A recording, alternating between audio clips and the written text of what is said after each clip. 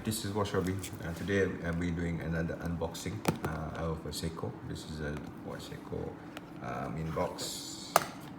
The receipt, because you have the guarantee document as well as the manual. This is the 4R36 movement timepiece. Okay, let's see. I take out the box.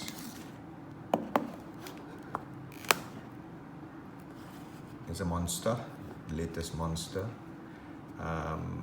which has the date and date magnifying glass,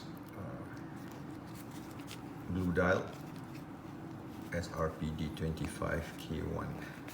So it comes with a nice cushion.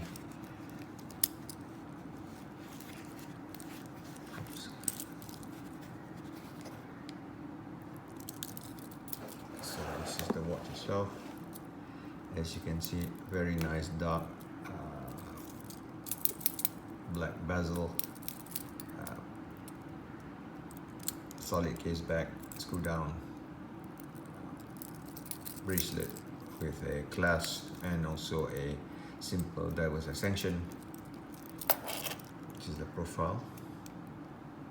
Anyway, I will do a complete review about this watch soon, a video as well as a written write-up.